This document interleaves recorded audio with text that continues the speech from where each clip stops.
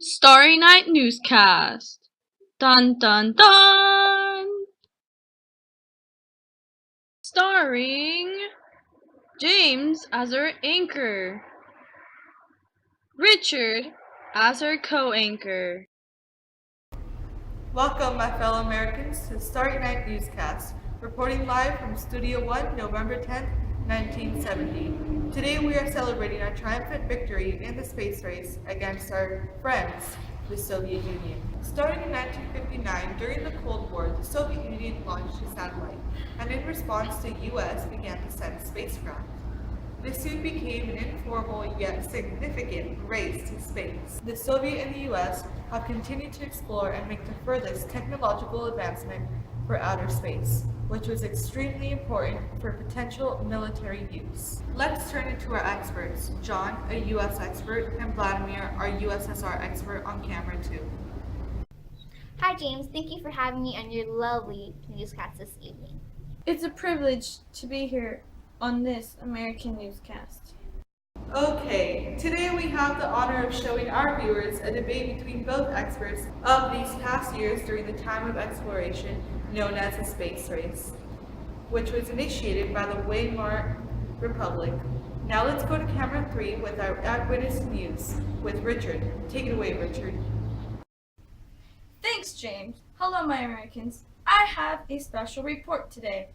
I have here with me American astronaut Neil Armstrong. He had the honor of experiencing all of the space race historical events, including Gemini 8 in 1966 and Apollo 11 in 1969, in which he landed on the moon.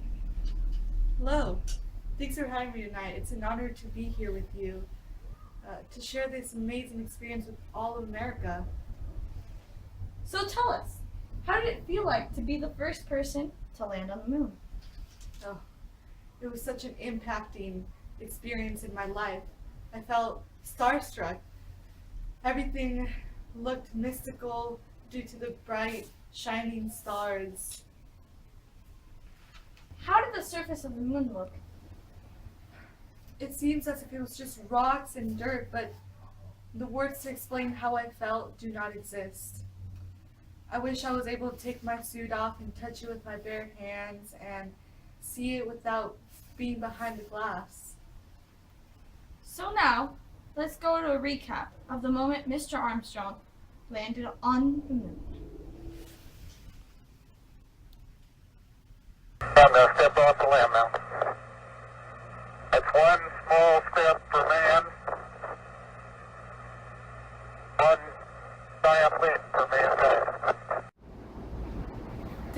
Thanks for the touching video, Richard.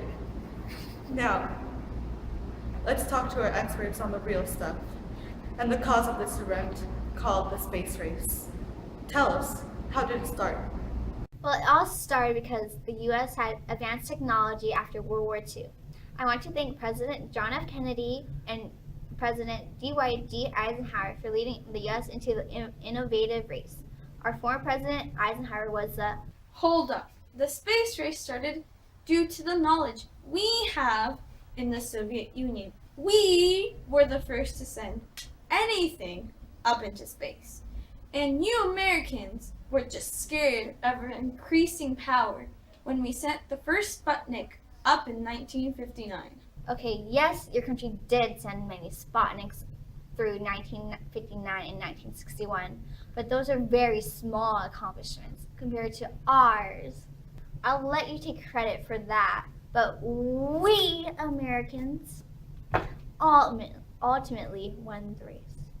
Yes, you Americans may have won, but what matters is the climb to success. And the Soviets won that battle. We obviously sent more spacecrafts, like the Lunas, the Sputniks, the Cosmos, and many more, since 1959 up until this date, that have been more successful than yours. Yes, you must be proud of all the failed spacecrafts that exploded, not to mention the cosmonauts you sacrificed, including Vladimir the first man lost in space in 1963.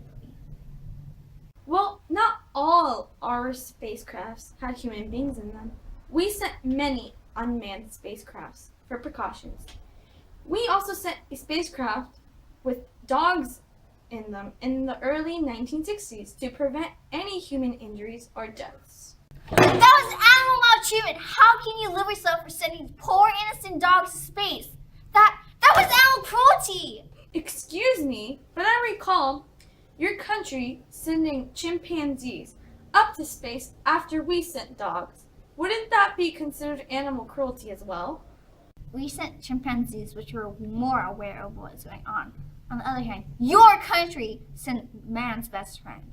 At least we didn't have so many people die like they did in your Apollos. Yes, we sent many honorary men into space who unfortunately died. But they died serving for our country, and we honored them. They may have, but what honor did they receive if you committed the same mistake multiple times? You disgraced them all. As you can see, this race was created indirectly by the Soviet Union and the US missions to space, including the most recent and memorable event, the moon landing by NASA. Okay, let's take a quick break from this heated debate. Off into space. Man, that takes real teamwork. And here's a team of junior spacemen with an out-of-this-world breakfast that teams up V8 juice and Cheerios for flavor and energy. And we're back. Now, some of our viewers have sent us some questions that they would like to have answered. Let's send it to Richard with some viewers' questions. Hello again. Today we have a question for the Soviet Union expert. Were any women sent up to space? And if so, what year? Well, actually, we were the first ones to send a woman up to space. On June 16, 1963, to be exact, we chose Valentina Tereshkova, who served in our Soviet Air Force. Next question comes from Fred, and he wants to ask the U.S. expert how many Apollo missions there were, and which one was Neil Armstrong on. Well, Fred, there has been 11 Apollo missions. Neil Armstrong was on the 11th Apollo, which occurred last year in 1969. Hopefully, there will be more successful Apollo missions in the future. The final question comes from an anonymous viewer, and they would like to know why the U.S. got involved in the space race.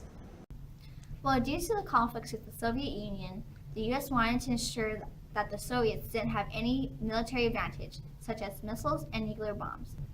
We then started to research the Soviet space actions to get a better understanding of the advances and to avoid any threat of destruction.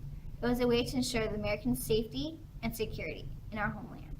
Well, folks, you heard it from the experts. This space race has played an important part in both American and Soviet history. Thanks to these amazing discoveries, we will hopefully send more people or animals up into space to continue making history like we Americans do.